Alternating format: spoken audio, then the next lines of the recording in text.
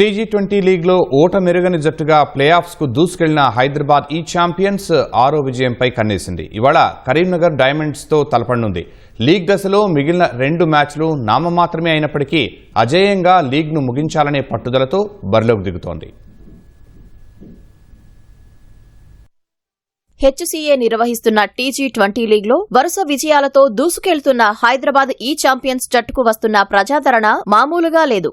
నెట్టింట మైదానాల్లోనూ హైదరాబాద్ జట్టు గురించే చర్చ సాగుతోంది. ఈ టోర్నీలో హైదరాబాద్ ఈ ఛాంపియన్స్ విజయాల వెనుక అసలైన బలం సమష్టి ప్రదర్శనే. ఒక మ్యాచ్లో బ్యాటర్లు మెరవగా మరో మ్యాచ్లో బౌలర్లు బాధ్యత తీసుకుంటూ ప్రత్యర్థులకు అవకాశమే ఇవ్వడం లేదు. కెప్టెన్ అభిరథ్ రెడ్డి అద్భుతమైన ఫామ్లో ఉండటంతో పాటు అజయ్ దేవగౌడ్ బంతితో మ్యాచ్లను మలుపు తిప్పుతున్నాడు. గణేష్ గడుగు, ప్రణవ్ వర్మ, అన్విత్ రెడ్డి వంటి ఆటగాళ్లు అవసరమైన ప్రతిసారి జట్టును ఆదుకుంటున్నారు. బ్యాటింగ్, బౌలింగ్, ఫీల్డింగ్ 3 విభాగాల్లోనూ సమతూకాన్ని ప్రదర్శిస్తున్న హైదరాబాద్ ఈ టోర్నీలో టైటిల్ ఫేవరెట్ గా నిలుస్తోంది. వరుసగా 5 విజయాలతో పూర్తి ఆత్మవిశ్వాసంలో ఉన్న ఈ ఛాంపియన్స్ ఇప్పుడు అజేయ రికార్డును కొనసాగించడంపైనే దృష్టి పెట్టింది. కరీంనగర్ డైమండ్స్ కూడా తేలిగ్గా తీసుకునే జట్టు కాదు. 5 మ్యాచుల్లో 3 విజయాలతో పాయింట్ల పట్టికలో 3వ స్థానంలో కొనసాగుతుంది.